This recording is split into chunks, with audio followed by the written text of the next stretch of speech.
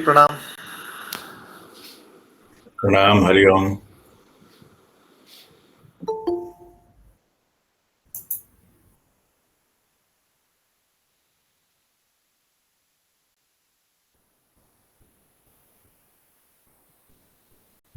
Pranam Guruji. Pranam, Rashmi.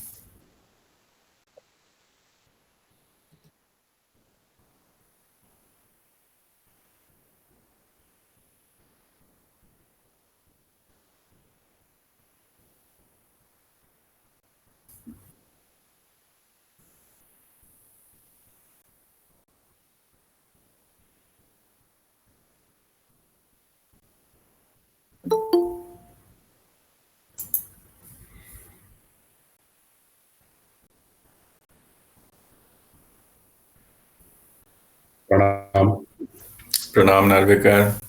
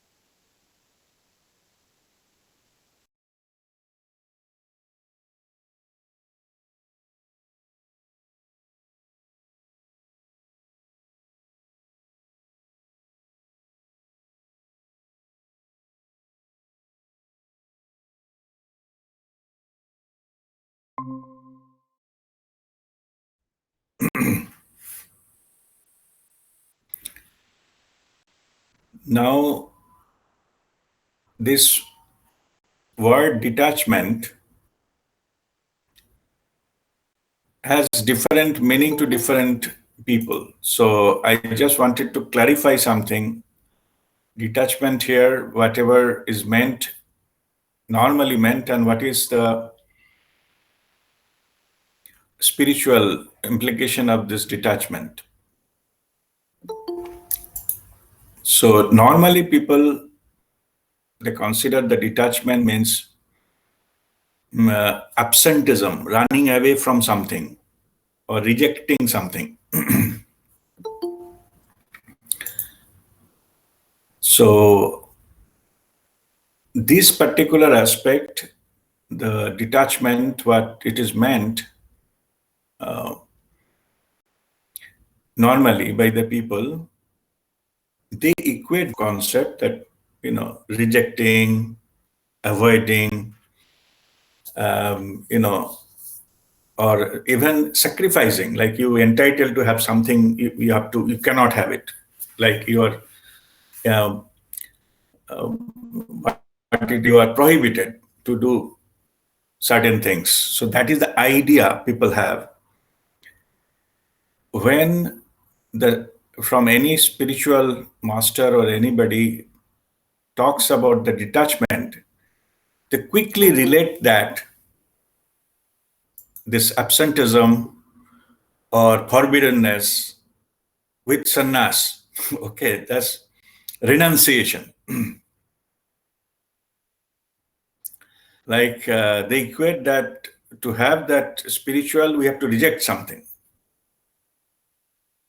And because of that, we never been able to understand the detachment, because we come with a preconceived notion, some kind of preconceived idea about detachment. That's why rather than going into deep into understanding it, we take that thing, okay, detachment means this.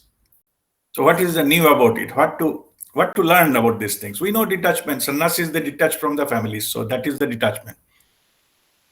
This misunderstanding has led us to think that if we detach from anything in life, we'll not be able to enjoy life. So detachment is equivalent to not enjoying life, what we are entitled to. That's what normal idea. That is the normal conditioning we have about this detachment. So that's why it is. I thought it is better to have a one full session on this understanding only. Okay. So first thing first, that first you have to delink the detachment word associate with sannyas or renunciation. That first you have to disconnect. Then otherwise you cannot progress on understanding this word spiritually. I reiterated many times, I'm telling it again, we are not walking the path of sannyas. We are walking path of spirituality. Yes, sannyas, no. We are walking householder spirituality. Any householder, whatever they do, they enjoy. We enjoy that everything. There is no running away, no rejection, no forbiddenness there. We are entitled to enjoy our life 100%. And our aim is Aishwaryavan Muktatma, enlightened billionaire. There is Vaisharavan, there is no English word, so billionaire. Even we are entitled to enjoy money, enjoy food, everything. There is no forbiddenness associated with this. So we are on the prosperity consciousness, not poverty consciousness. So we don't associate our path with sannyas.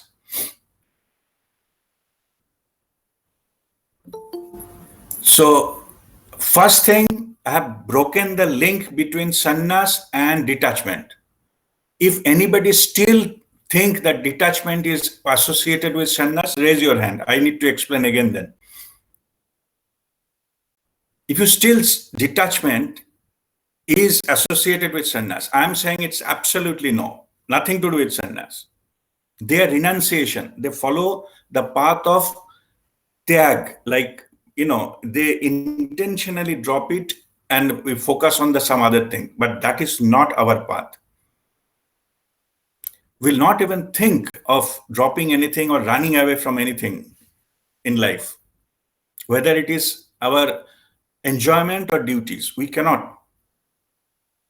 We have to run our own living. We do our duty, give service to the family, friends, enjoy life, and so on and so forth. Only one condition: enjoyment does not mean to harm anyone. Just be careful in the path of enjoyment. If we harm somebody, we'll bind karma. That's all. We will enjoy life with a zero karmic account. That is the householder spiritual path. Okay, so if I get rid of the sannyas part, now let us talk about what is detachment means. Now, detach. We need to detach from our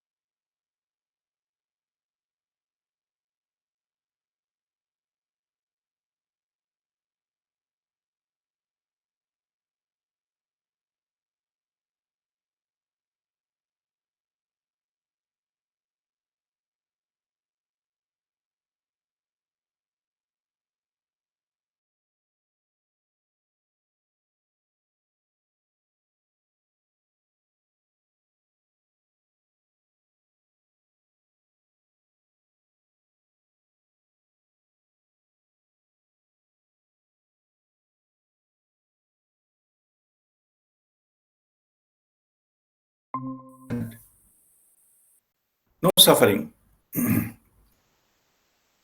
So we'll go there. But first, let us go point by point.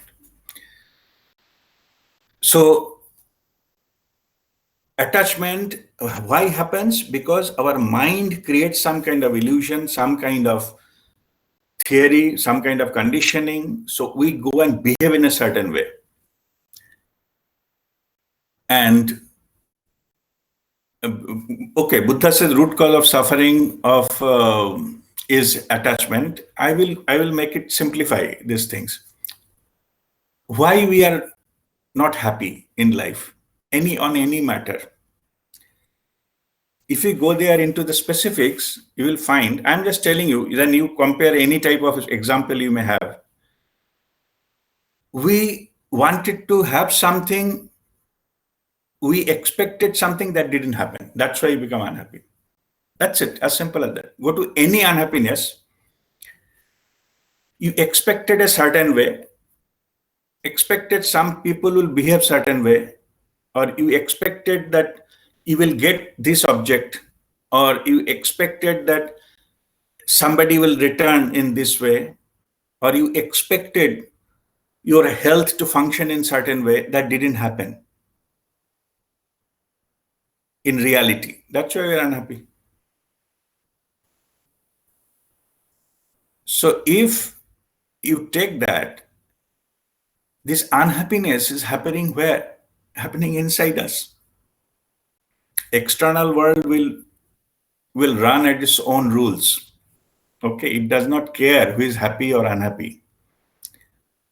But we are responsible for our inner self, no? Our inner state, not inner self, not higher self, inner state. So if we need to enjoy life, we have to clean our inner state so that we can enjoy 100%. If you wanted to see clear vision of anything, you have to remove the color glasses. Then you can see the actual color, isn't it? So this kind of our contaminations is coming from our mind projections. And how mind creates all these things? Through our five senses. Five senses are given to interact with the external world. We need it. But what happens is that in the bargain, we become so much dependent on these five senses that we assume that this is our right to have it. Suppose we like some food, nothing wrong with that. That means I'm talking about the taste, one of the five senses. Now, our mind program us, if I don't get that food, I will be unhappy. Or I'll be happy only if I get that food. So that means whatever is happening is, through the senses, you become slave of that food, of the taste. You become a slave because it has got a power to control you. Whether you will be happy or unhappy depends on that food, isn't it? It has got a control.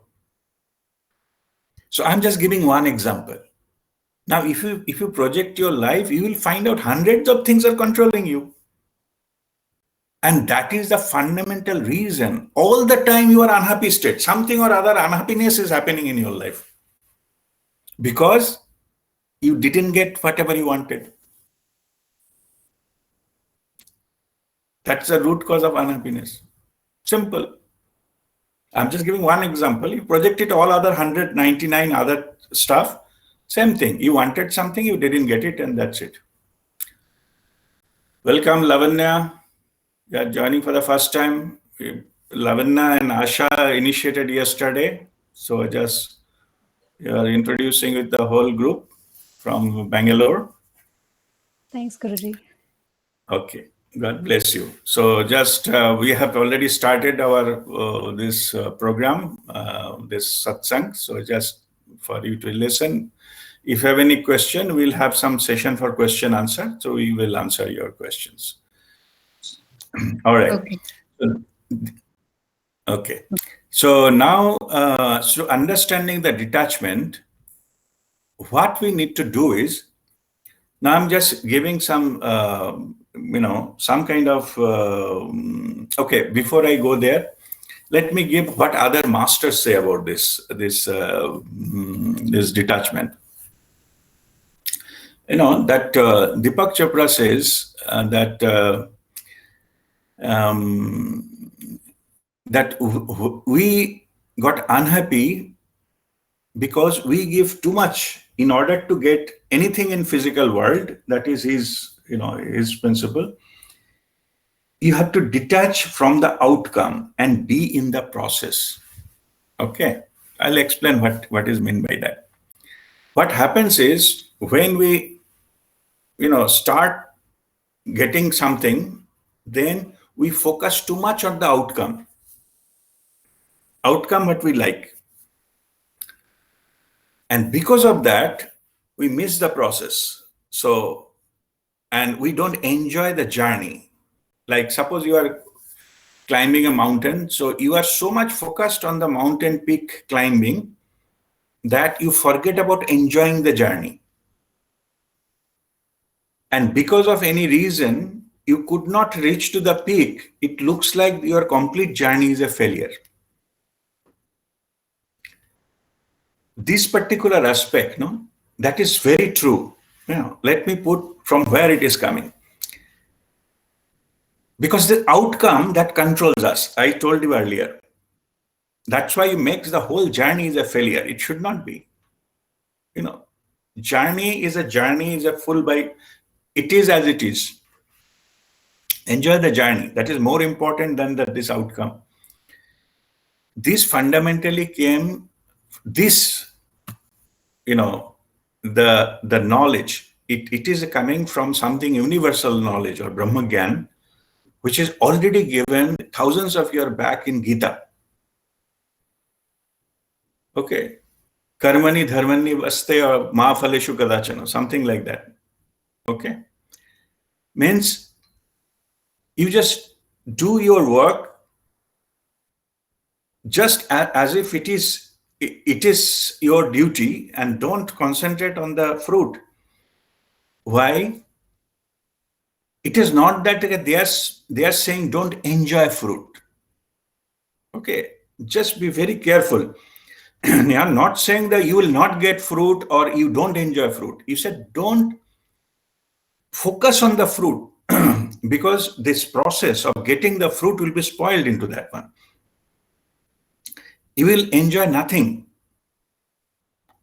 So if you can get this state of, you can do whatever you can to the best of your ability, knowledge and experience whatsoever, not concentrating on the result, no matter what result comes, you accept, then all of your journey will be 100% successful. Isn't it? Theoretically saying, I'm saying you're not losing anything because you are in the acceptance, whatever comes. Suppose you wanted to climb a mountain, it may be 20 kilometers through the forest and glaciers and things like that. Because storm came, you could not go last 2 kilometers. You could not actually climb the peak, but you did, do the mountain journey of 10 kilometers. No? If you accept that journey as it is, the scenery, the experience of going there, that experience is irreversible. Nobody can take it out from you. So if you accept that for today, this is what I accept, whatever I got today, 10 kilometers of journey through the mountain. So that if you accept that, then your journey becomes successful. Success and failure is in your mind. Whatever happened, it happened the way it happened. We call it is the way it is.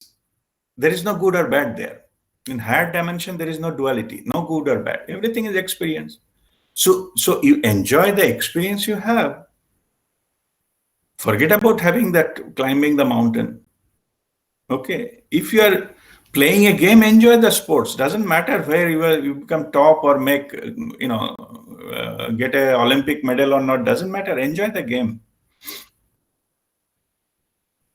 Okay, in the process, if the medal comes, welcome. Will not reject it. But the enjoyment is the first thing. The fact of the matter is, those who enjoy the process, they ultimately become more successful because they become passionate with that one. So whatever do passionately, ultimate success will come there. But if you completely focus on this, then what will happen is your mind will tell you that, if you don't win the medal or if you don't get that award, your life is wasted. And if you don't enjoy the process, then some backdoor idea will come, let me get this award by hook or crook. Okay. So, and this kind of thing will ruin the process. You will not, you may get the award, but you will not enjoy that. You cannot run away from you. At the end of your life, there is a story of Chitragupt, who has a big things, who write down whatever you have done in these things. Let me tell you, okay, let me share you with the truth. There is nobody called Chitragupt. Okay, but that does not mean that your list will be 10 times longer. Okay, chalo, there's nobody else is there, so let me. Because that Chitragupt is yourself. You will meet your higher self there. That is your Chitragupt. The Chitra, the image, Gupt, is hidden within you. You cannot run away from you. You cheated someone and you have done something in remote locality somewhere, nobody's seen it, doesn't matter. All those will be given you only. Just see you tally the sheet, and that time you will see that this is what is happening. This is what has happened and how much you get carried away with it. So it doesn't matter. So what you do, better you enjoy the process and then whatever you have achieved, take that is your acceptance of that. Yesterday I was talking to another my Guru Bhai is also an enlightened master and very very advanced. So in that level, he was asking me that I have reached to certain stage, So, and there is from inside some pukar comes that how I can go to that side. Like I'm just like standing on top of a fence, feel like I have crossed all the way, but I wanted to go that side. And this comes from within, I have to go that side. How I can get there. So then I saw what is happening. So then the thing I got, he already reached wherever he need to be. Yeah? So I said, you already are on the top of, say you are only on the top of the Everest. So don't look at there, you will fall. There's nothing there. Don't try to jump from there in the desire to go to that side. And you accept it is wherever you are. That is the peak possible. Just acceptance is needed. You need not to go anywhere. You are there. So then he is asking me, "Ye pukar ka main kya karu?" What is coming from inside that awaz, that urge? What to do with that? I said that let the pukar come out and shout, so that it will reverberate in the whole atmosphere. You will get the echo back and enjoy the echo. So pukar will come out from you and enjoy the ego. Anyway, this is some little higher level of spiritual stuff. So I'm just saying, just for example, you may be already there where you need to be. Only acceptance is needed. Don't run behind getting the result, the fruit. And it's quite possible that your imaginary fruit may not exist at all. It's all in your mind. When we come here, we take birth, we take birth to experience life, not getting top in the school and best in the sports and get ourselves into the topmost rank in the company. This is not what we have planned for. We come here with a certain experiences, and that experience is not necessarily what our ego mind tells us. We choose our life. We choose the way we will live. What are the experiences we will have? And of course, we then forget about it when we take birth. So you are not aware that it means your soul has taken that kind of decision. Somebody was asking me, if your soul has a decision, it means you decide not only that, you have where to take birth, who will be your parents, and what will be your intelligence level, what is your earning capacity, what is the kind of things you will achieve in life. Achievements you can also design for experiences of failure in our sense, external sense. You wanted to experience how it feel like to be third in the class and never be able to be first. That is a designed position you selected. Not necessarily first all the time. So that's our soul chooses. So somebody was asking me if our soul chooses to, get our parents and everything. So we could have choose Tata, Ambani, and Birlas as our parents. Why to bust our brain unnecessarily with all these things?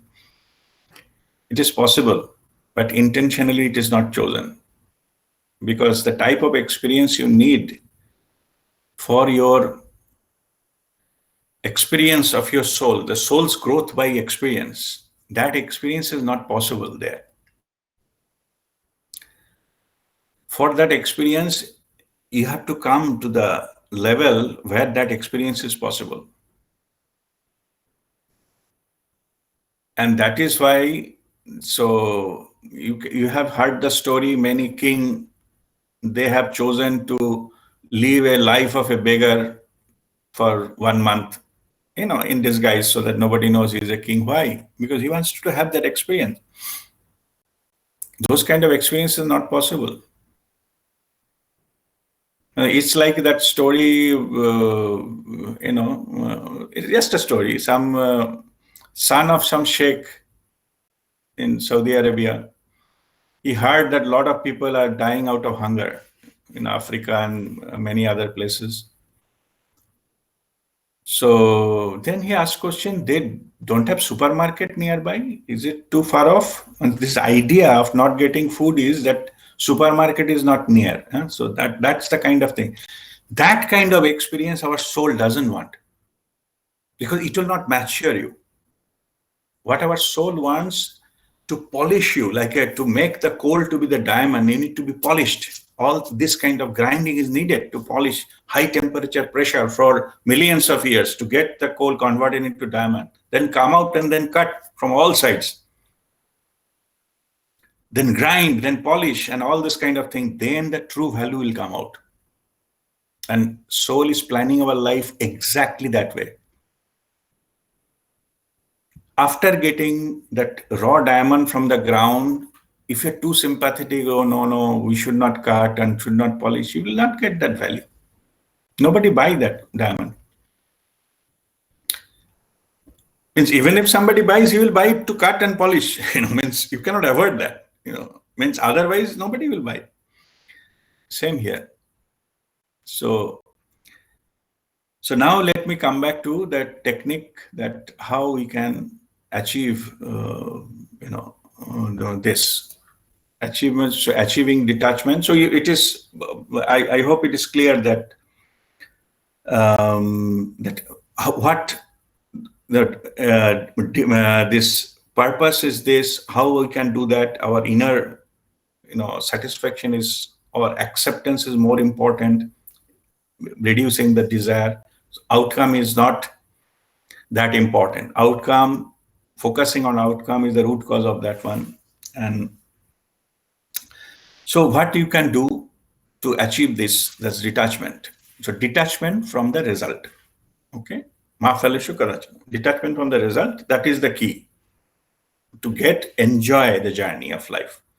Okay, come with some path and all those things, enjoy the journey. And that's what I have given. If you enjoy 100% of wherever you are, I'm talking about the post-enlightenment, that spiritual state. Why I give an example of my Guru Bhai to discuss about this. Means you need not to go. Basically, you need not to go. You need to go nowhere. Why nowhere? Because everything is now and here. If you see the nowhere, how it is written?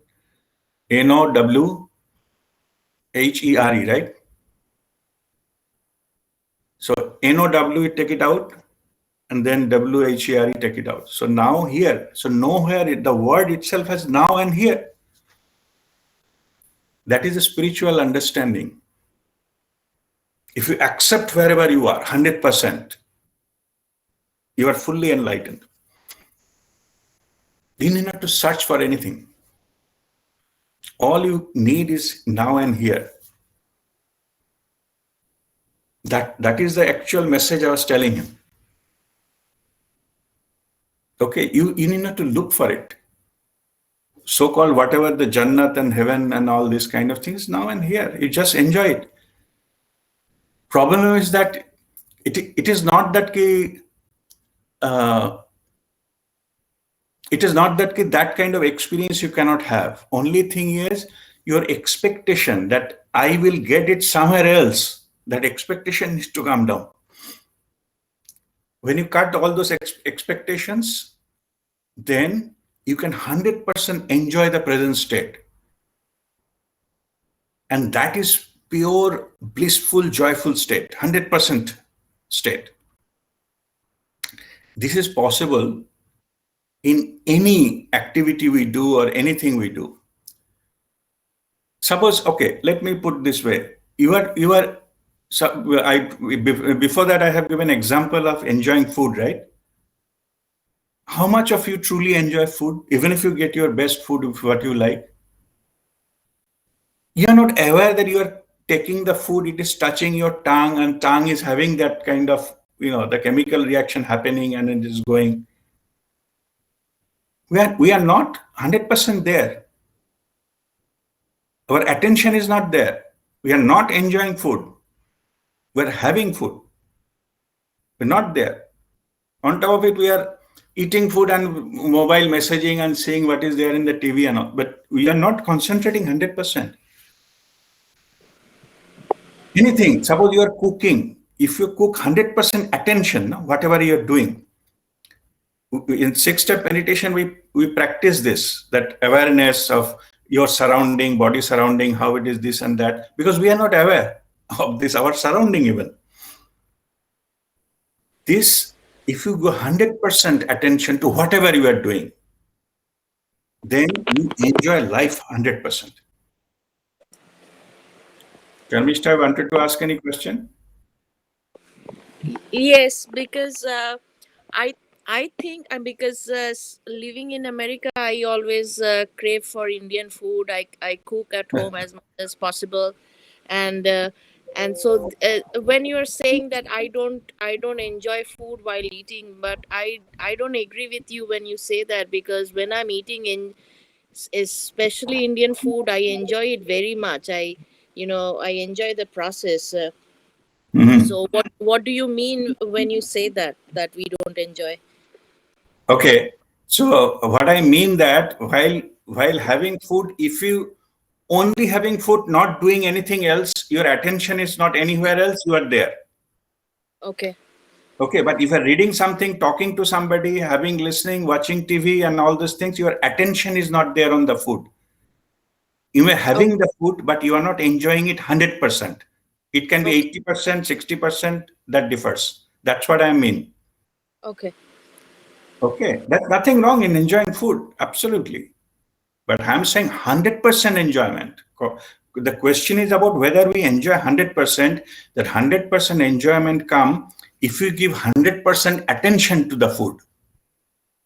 Okay. Okay. Got it. All Thank right. And this also suppose something we are waiting for something to happen. Okay. And it may or may not happen. So that, as I explained earlier, that determines our state of happiness, unhappiness, and all those things.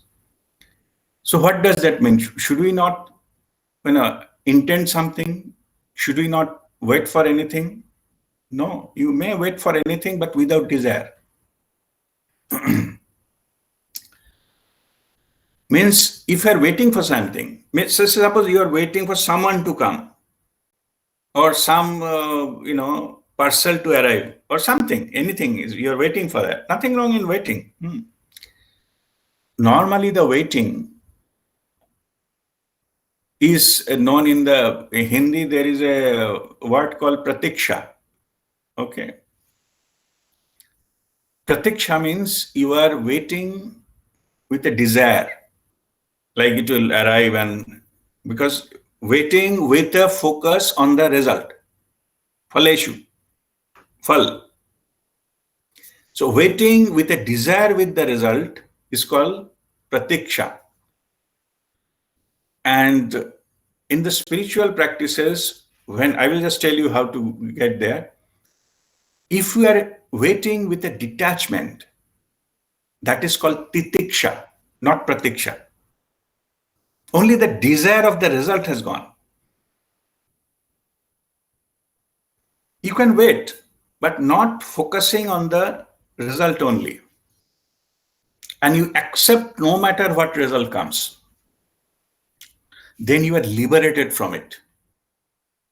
You are liberated from the result. Suppose you are desiring some food. Like Sharmishta was telling that she enjoys Bengali food. Nothing wrong with that. But if you are waiting for that food to come. If it comes, you enjoy. If it don't come, then also you are in the equal state. Then you are absolutely fine. Because that food is no longer controlling you. But if you got mad if you don't get that food, that part is coming from the desire what we need to control. Because otherwise, our life will go uncontrollable. Will be full of unhappiness. Because statistically speaking, 50% thing will happen, 50% will not happen. No, statistically. If the result is yes or no, then if you take 100 times, then 50 times will be yes and 50 times no. It's a standard statistics. No? So if you get acceptance of that, the no part also, then we get liberated from it. Then no matter what, whether it is yes or no, it cannot control us. Okay. Now this detachment, let us. Yes, Sanjeev. Yes, Sanjeev. And Dada, like I have a question related to this particular thing. See, I have two. We cannot hear you. Hello, are you getting me? Yeah. आवाज आ रही है अभी? Okay. Dada, like I have two questions. Both are interlinked. First question is about like what is the main motive of the soul to get this birth? उसका aim क्या है? Second is like जैसे अभी आपने कहा कि like Pratiksha. So it means if the soul is taking birth every like we are taking birth from the different lives. So it means there is some result like what our soul is expecting, like that end result, and that is the enlightenment, right?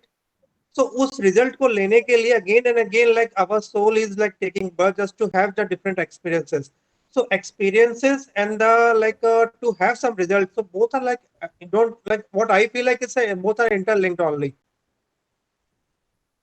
यहाँ पे तितिक्षा नहीं हो रहा, यहाँ पे प्रतीक्षा ही, वो soul प्रतीक्षा ही कर रही है ना कि भैया ठीक है मेरे को अपना अलाइनमेंट चाहिए, like I have to be get aligned, right? Okay, I'll explain. Can you move? Sure. Yeah. All right. So there you asked about two questions. First is why the soul takes birth, and secondly, the soul takes birth with some kind of desire, something to achieve here. So naturally, there will be some pratiksha for that. That's what your question is, right? Yeah. So first was why soul takes a birth, because there are two things parallelly runs here. One is the soul's original plan, and next is to settle the karmic account. It plan accordingly, next life, to settle the karma. So most likely what happens is that all of us have taken minimum 500 to 700 births. Now, human births, before that other animals and other things. But in this, maybe original 50 births, original soul's plan has been completed. But because of free will, we have done something and generated karma. So it is planning to settle the karma. So when we take birth to settle one karma, maybe that karma is settled, but we bind two more karmas, which is not settled in that life. Then soul has to design another life to settle that. So usme aake we do something else, then wo silsila chalta rehta. This is the main issue of getting the birth. To settle that karma, suppose you cheated someone, it is the money is not paid in that life. So another life is needed to come to that situation that you have to pay that money back to that guy in any form. That drama can happen in a different way. So if that happens, if you go into that, till that happens, your soul's actual plan is not complete, because its higher purpose is to settle the karma, to make it zero. Unless until all karmas are settled, one cannot get enlightened. So this is the issue soul plans again and again to give you the opportunity to settle this karma. That is how the soul designs. If you wanted to burn many karmas in single life, then they choose a life of suffering, means losing a lot of things. This losing is in that life, but earlier life, whatever we have done, it is settled here. If you have taken loan from 5 banks, maybe you wanted to get out of all the loans, so you choose next 2 years to pay all the loans, big EMIs. You will suffer that 2 years because so many 80% of your salary goes in settling those loans. So that if you look at that, it will be maybe it is from soul point of view, they will choose to repay early rather than drag it on and on and on. So that is why we get, when we look into single life, we get a lot of so-called injustices and things happen because we don't get the overall picture. That's why. Okay, now let me come to the second part of your question, that soul has to wait, forget, soul has a desire. Soul doesn't have a desire, it has got a plan. We have to just act on the plan. So you just imagine a scenario, whatever plan has come, if we, without any complaint, if we finish it, the karma will go, we get liberated. But what happens is we don't want to do that because it is uncomfortable. Okay, we try different ways, our brain, our ego try to play with us. So maybe in that lifetime also it didn't do whatever it's supposed to do. And then it dragged on to the next life, and then again we have to take birth and things like that. Okay, so in that sense, when the life started, soul doesn't have any desire. It has got a plan. It creates a situation, but all the time you have a free will to say yes or no.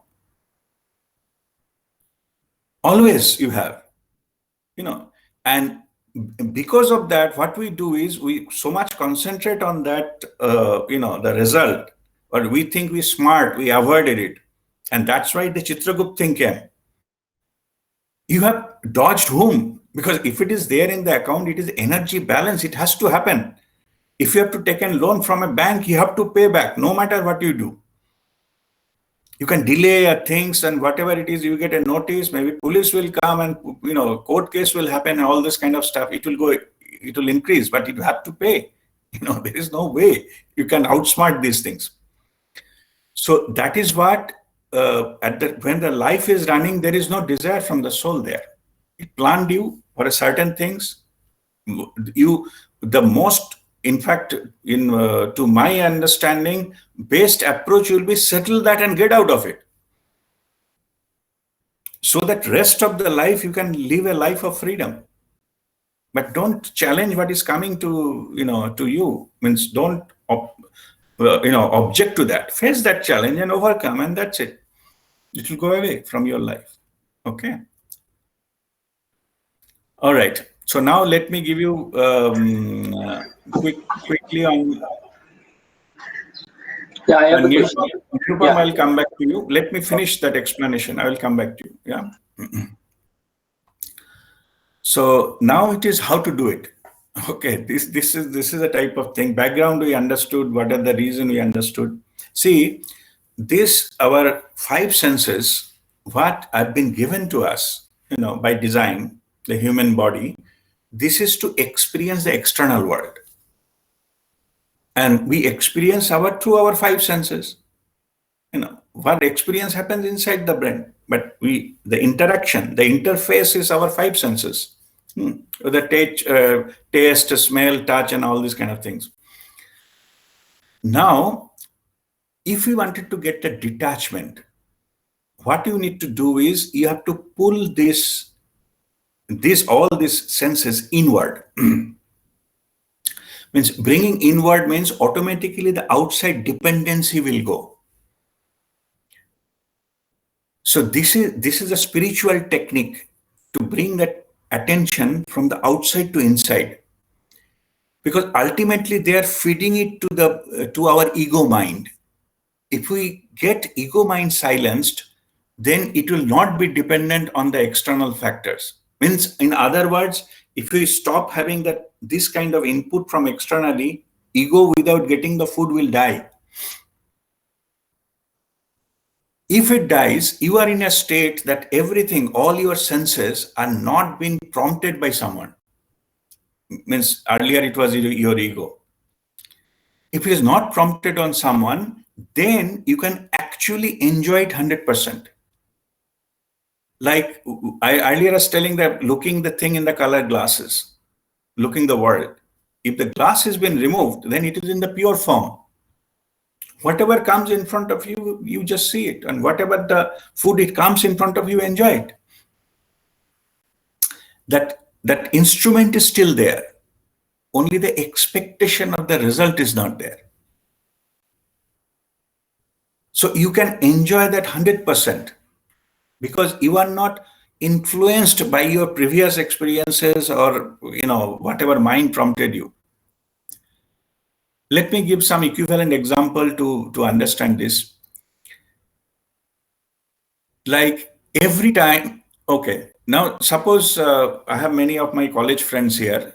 So suppose we meet after 10 years, some friend. What will happen is we download our past, what happened in the school or college.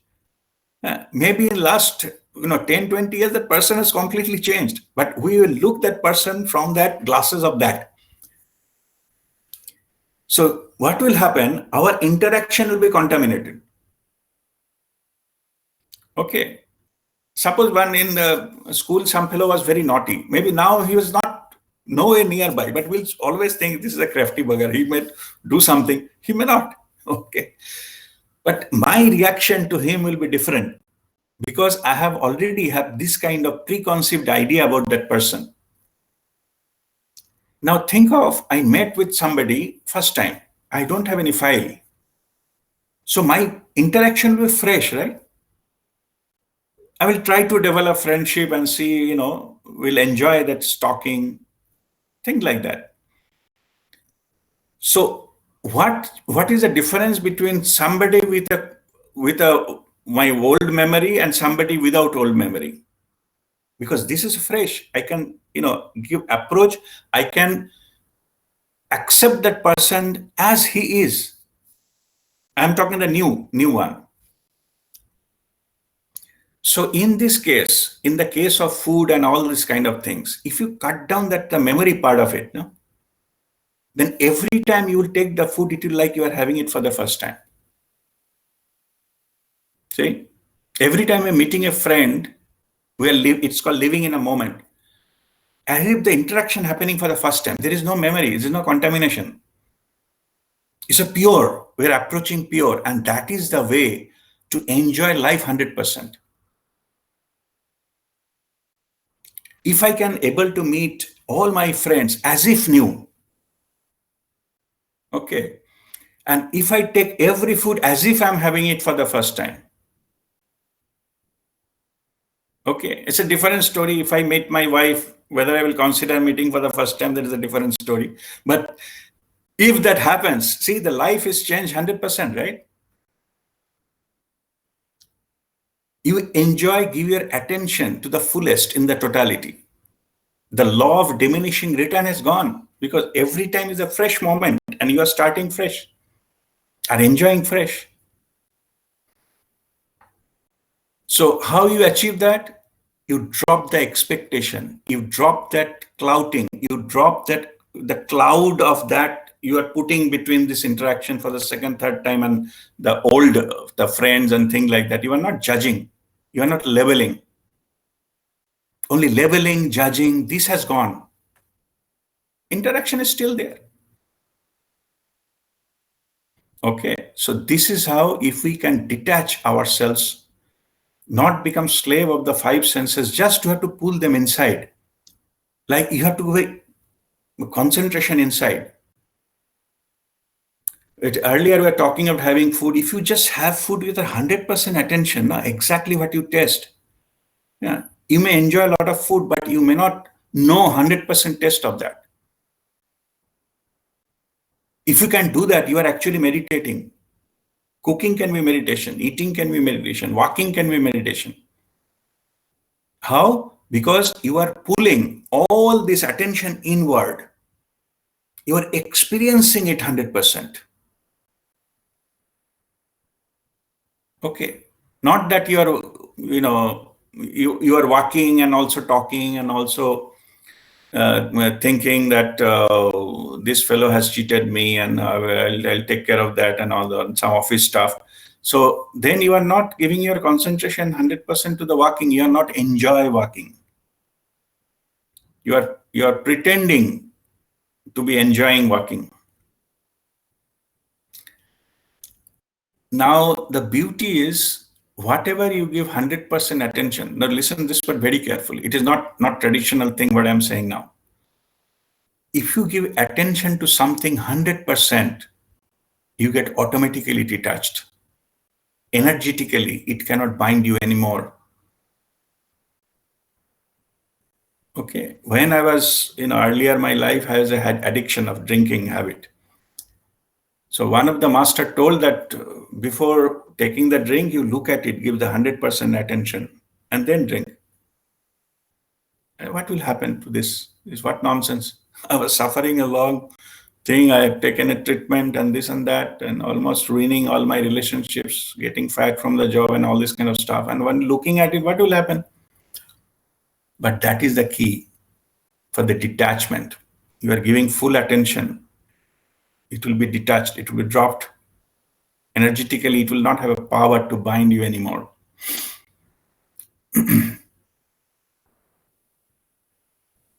So this, because all this addiction, attachment is created by mind.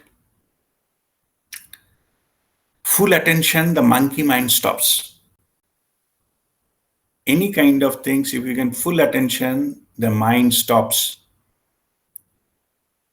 And I was just giving yesterday in the initiation session that mind can stop in the very different ways. Like I was just sharing to Lavanya and Asha that I attended, I think, one conference, not to whom you or I think somebody, maybe I was talking to Narvekar, I think. I attended one conference in 2012, World Parliament on Spirituality. And there we got one different type of yoga, different type of spiritual practices, and one of them was laughter yoga. So to whom I was talking? Narvika, to you? Yeah. It was in our meeting. Yeah, okay, all right, yeah. So what happened? There are different types of spiritual laughter yoga. And so I got a little funny. How laughter can be yoga? No. But when he explained that when we laugh wholeheartedly, wholeheartedly, then that time our mind stops. And that is the way he found to get into the no thought zone and to the ultimate consciousness. Wonderful. That's why I'm saying don't, look down upon other activities. If you're doing it 100%, mind stops. Or I normally give how attention reduces this kind of activity. It's a natural. Nobody consciously doing it, but it happens automatically. I normally give an example that suppose in some child's birthday and all the children, they are inside a room and nobody is there, no adult is there, they're throwing pillow at each other, shouting, jumping on the bed and all these kind of things. The moment one adult opens the door and get into the room, all the activity of the children stops, or at least reduced to minimum. The adult need not to say anything or shout at somebody or punish somebody, just simply attention. The children are aware somebody is watching. That's good enough to reduce the activities. Same thing happens here.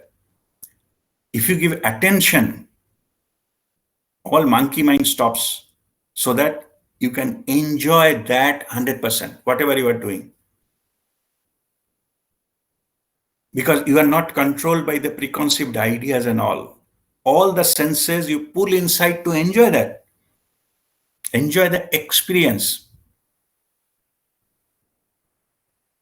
And that is how you get into that detachment. By giving full attention to whatever we are doing without any expectation. Because expectation, again, a mind game. If mind stops, who will expect? Nobody is there to expect. I'm in the present moment and enjoying whatever I'm doing 100%. Full. That is complete by itself. That is reward by itself. So that is how we get into the detachment. All right, Nirupam, go ahead with your question. Yeah, my question is answered actually. I was trying to ask this question only. Okay, how you enjoy it, how you do get it. detached. Okay. Yes. All right. Good. Any other question from anyone? Yes, Pinky. So this is in reference to the example you gave for detachment. Like when you're attached to something, put full focus on it to get detached. So how can we apply this on the kids, on our kids? You cannot give attention to kids, they have to give attention to themselves. You cannot control somebody with your attention. Okay. But we can get detached from inside so that they cannot bother you anymore.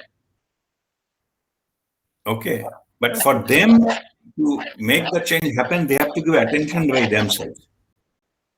Only thing what you can do is the input what is coming from them, that you can control. Then you can come there, but I can do only this much, and I have done my best, and rest I leave it to the divine to take care of it. And you have to truly do so. You have to truly surrender it to divine. I have done whatever best I can to the best of my knowledge, experience, intelligence, whatever I got in this body. I have done my bit. Now I leave it to you. Then you will get liberated from it. Okay. You need not to change them. You have to get liberated from it. And this particular aspect, it's called, Pinky, can you mute? Reverberation is coming. Can you mute? Yeah.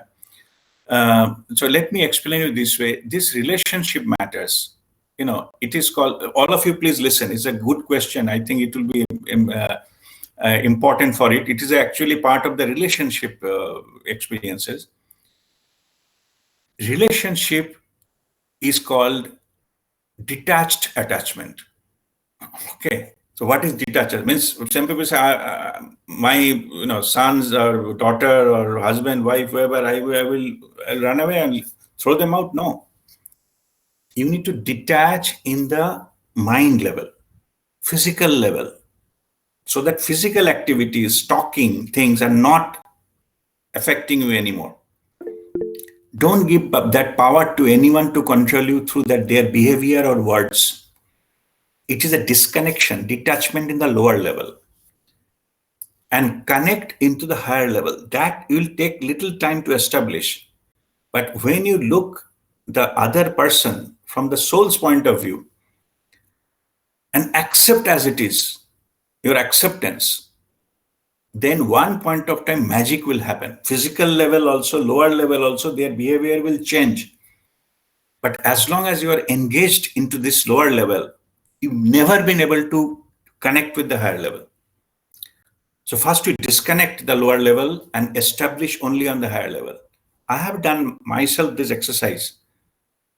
How I have done, I told myself, I shared earlier, I'm sharing it again, relationship issues.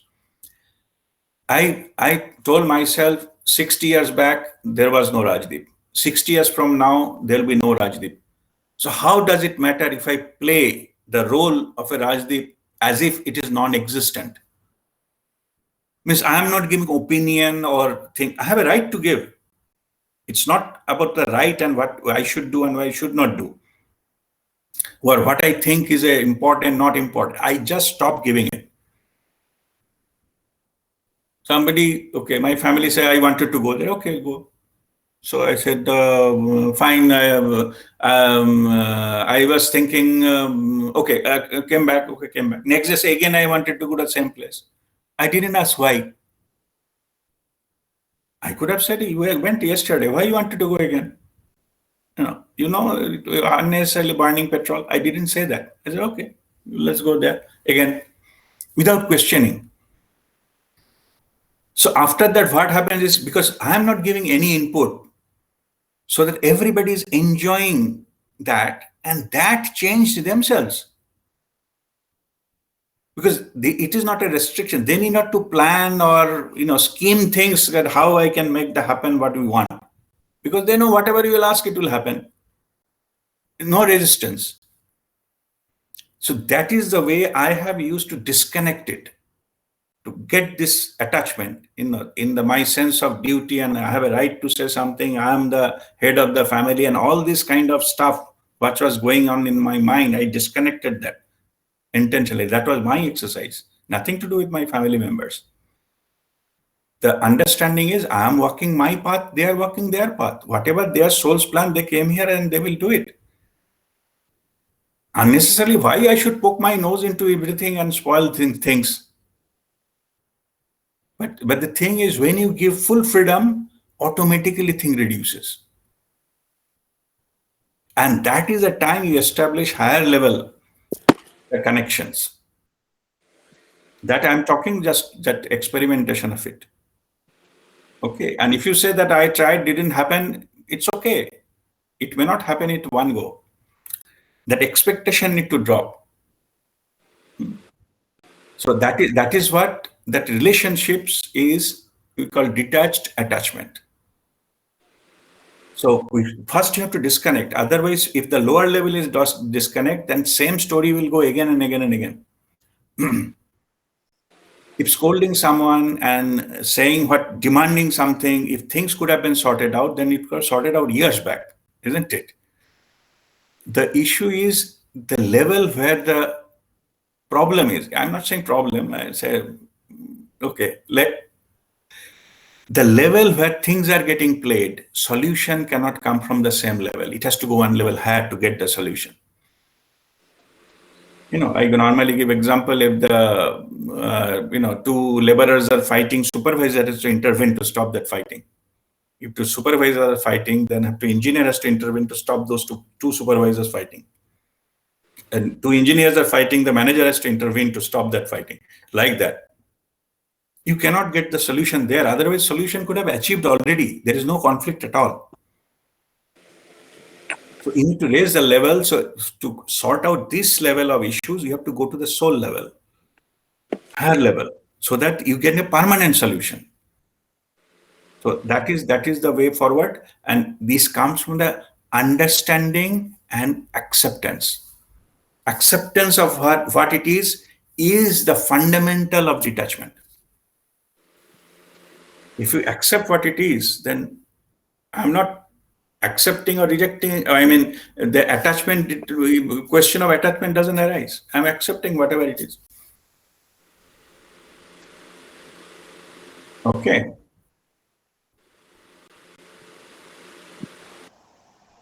All right, Pinky.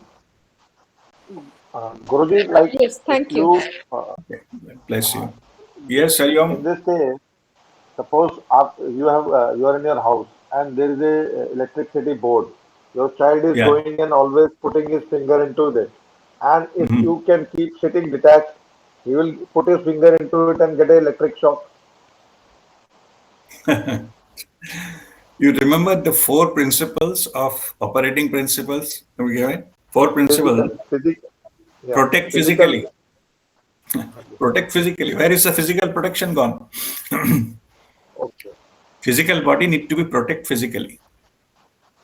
That cannot be achieved by detachment. Okay, when you cannot keep your door open and you expect by detachment thief will not come. Definitely come. So you have to protect physically. बड़ा complex है. ठीक है, let us start the journey. Journey तो चालू करते हैं ना. तो enjoy the journey. Solution अपने आप मिल जाएगा. Okay. Rajiv, so one more question. Yes, Sharmishta. Go ahead. How will the principal of a school, if he's spiritually uplifted, can fulfill the duty of being a principal and at the same time follow the spiritual rules, like let the students do whatever they want and then try to solve the issues at a higher spiritual level. So this principal has to follow the protocol, and make students follow the rules and things like that, right? Correct. So principal has to do his duty. It is nothing to do with his spirituality. Like a judge for his work can give a death penalty to 5 people, but he will not bind any karma. That is his duty. He has to do, follow the rule. So same way, it doesn't matter what the spiritual state or spiritual level the person is, as long as that person is playing the role of a principal, the principal's duty has to be applied. So that is the main thing he has to do as per the rule book or whatever the guideline. There is no conflict between this. So even though work is anything, that's what I've given an example of a judge. Even if you are giving order to kill 5 people, still you will not bind anything because you are doing as a duty. So only in relationships you are saying that like we have to tell ourselves that where is the, I'm trying to understand, like sometimes I'm telling myself, okay, I'm doing my duty by telling my child not to watch TV for so long, but then Right. at the same time the controversy is there. Okay, what will happen if the child watches TV for so long, versus okay, you are making her do something else which the child is not enjoying, and then blah blah blah, the argument goes on forever, right? So Yeah.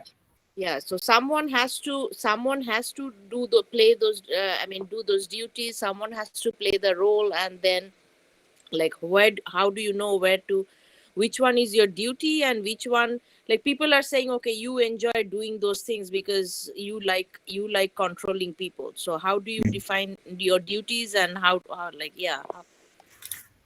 Okay, let us go point by point.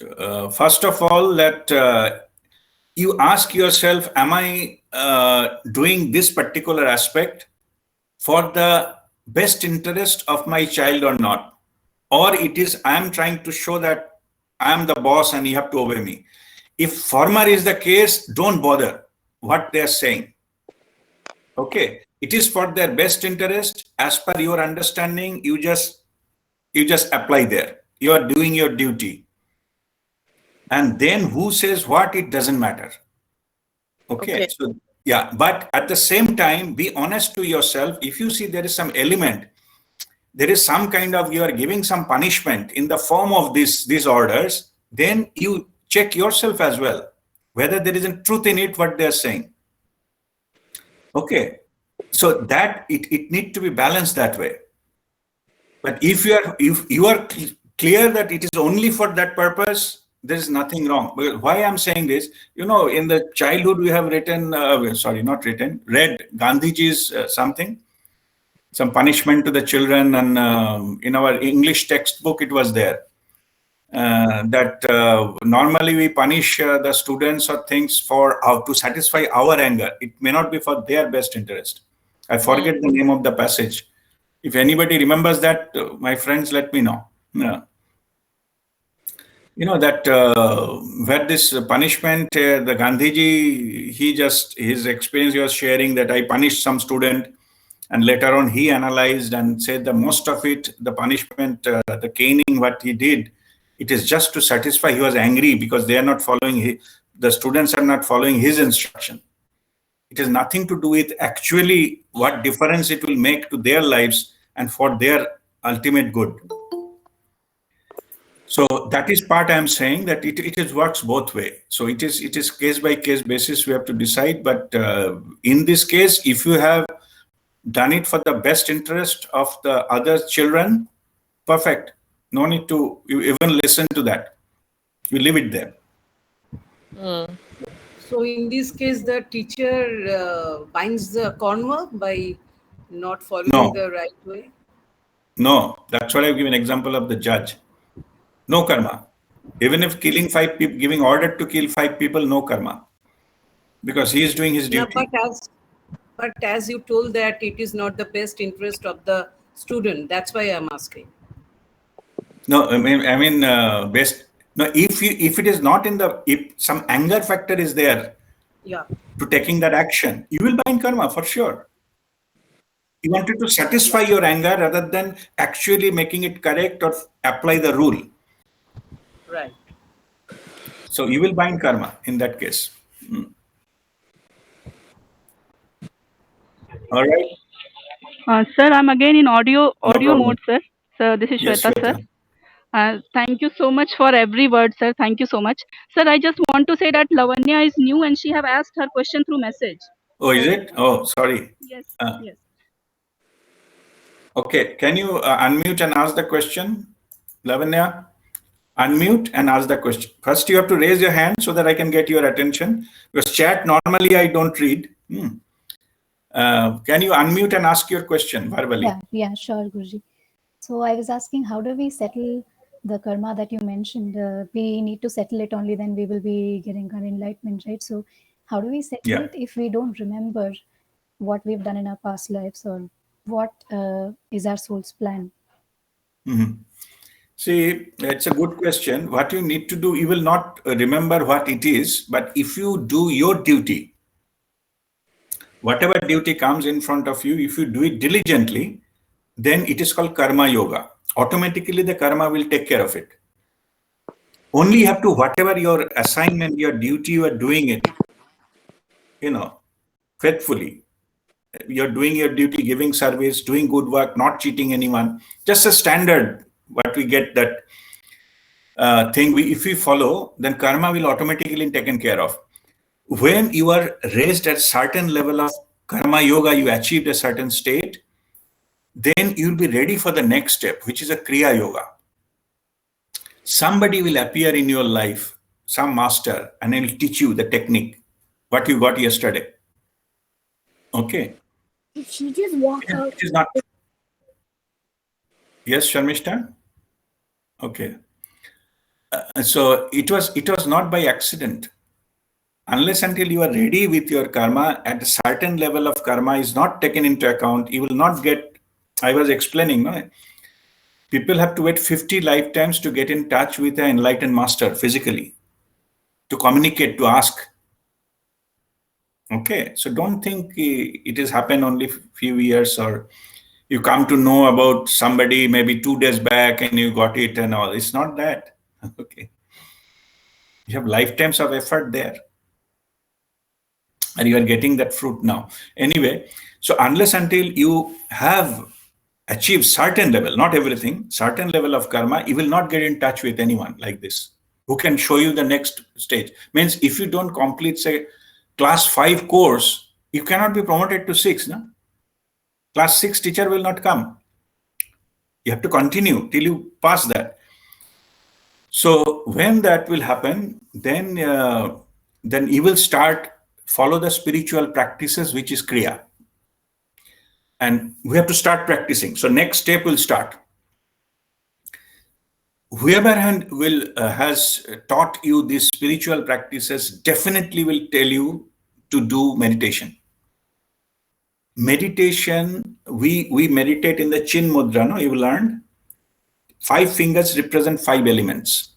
This is air element and thumb is a fire element. When you touch this, the fire element and air element together, it ignites the fire. So when we meditate in this mudra, we call it Dhyan Agni, meditative fire. In the meditative fire, your stored karma, we call it Sanchita karma, those get roasted. So that is second phase of getting rid of the karma. First, karma yoga, there's no doubt about it. Okay, so you have to do that. When you are ready something, then you meditate. Over the period of time, the bulk of karma will get roasted. But it is fact that whatever the so many lifetimes of karma in one lifetime, it is not possible to burn all those things. But if you meditate, you know, you go to no thought zone. Meditation means to achieve no thought. If you can achieve the 45 minutes of no thought zone in a single session, then divine grace will happen. Means divine normally happens. But there is no such fixed rule. But normally, when you achieve that state, your God spot open, divine grace happens. The divine, we call it Guru Kripa. Guru Kripa take away rest of your karma in a moment. Just burn it, finish. Then you get enlightened. The same moment. So that is how the karma works. First, you have to do your 100%. Then you have to do this meditation. Also, you have to do all other things in parallel. Means it is not that then you can start cheating. Okay, meditation will take care. It's not that. Anytime you fall back, it will not happen. You give your 100% in the external life. Also, you are meditating. Go to that is called sadhana. With the sadhana, you go to a level that you can achieve the no thought zone. Complete control over your mind. And annihilation of your ego. If you go to no thought, ego has no role. They will run away. That will happen much earlier. Then when you go to the state, when your mind is fully under your control, then you switch off your mind and 45 minutes happens, then rest of your karma will get burned by the divine. We don't have that capacity. That's how we got enlightened. Clear? Okay. Yes, Guruji, good. Thanks. All right. God bless you. All right. So is there any other question? All right. So let us do our Kriya and meditation. So we have, how much? We have half an hour left. So we cannot go for the full. What we'll do is we'll do Kriya too, and then we'll go only Anapansati, then first 3 steps. Okay, we'll do first 3 steps in the meditation and then finish it in half an hour. All right, sit straight. Breathe in and breathe out.